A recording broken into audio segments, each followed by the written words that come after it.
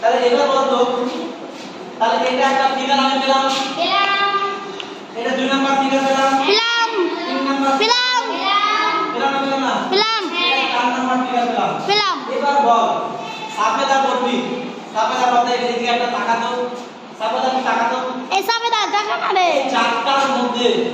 ছেদবিন্দুর জায়গা কোনটাতে সবথেকে বেশি 1 কোনটাতে বেশি 1 না বি এটুকু জায়গা কত এটুকু তাই না না বি জায়গা কত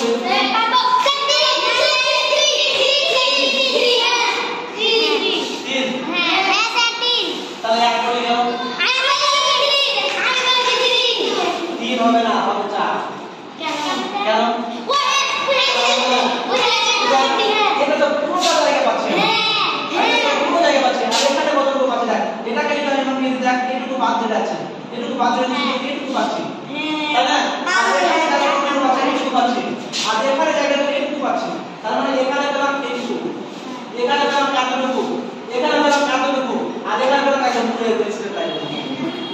তাই না দেখ কোনো পরিষ্কার পাই না এখানে তাহলে কোনটা আমার জায়গাটা বেশি হবে বলতো তাহলে জায়গা যত বেশি কোণের মান তত বেশি তাহলে এখানে কোণের মান কোনটা বেশি 4 কোণের মান বেশি এখানে কোণের মান তার থেকে কম এখানে কোণের মান তার থেকে কম এখানে কোণের মান আরো কম বুঝা গেল এবার দেখ একটা জিনিস আমি তোকে বুঝাচ্ছি দেখ আবার হাতে এরকম করে দেখ এই যে এটা একটা কোণটা কোণ না কোণটা কোণ না এটা একটা কি রশ্মি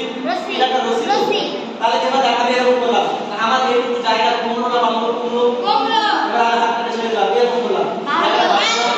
জায়গা বাড়া মানে কোণের মান বেড়ে যাবে আবার হাতটা এরকম করলাম জায়গা বেড়ে যাওয়া মানে কোণের মান বেড়ে যাবে সোজা করে দিলাম এবার জায়গা কতটুকু হলো মনে কর না তাহলে এই যে আমি সোজা করলাম এই ফিগারটা কোন দিকে বলতো কোন ছবিটা কোন 4 নম্বর জানো আমি এই যে সোজা করে দিলাম এই যে ফিগারটা আমি পেলাম এই ফিগারটা কোন দিকে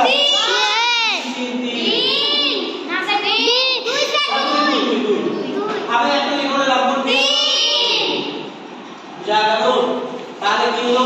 জায়গা যত বাড়বে কোণের মান আর কোণের পরিমাণ তত বাড়বে তাহলে এখানে ওই এটা সব তারপরে কম সবচেয়ে তারপরে কম তারপরে কি এটা কম বুঝা গেল তো এই যে জিনিসটা হলো এটা আমি বললাম কি সূক্ষ্মকোণ এটা আমি বলছি সূক্ষ্মকোণ স্যার আমার হাত লাগছে কার হাতে লাগছে রে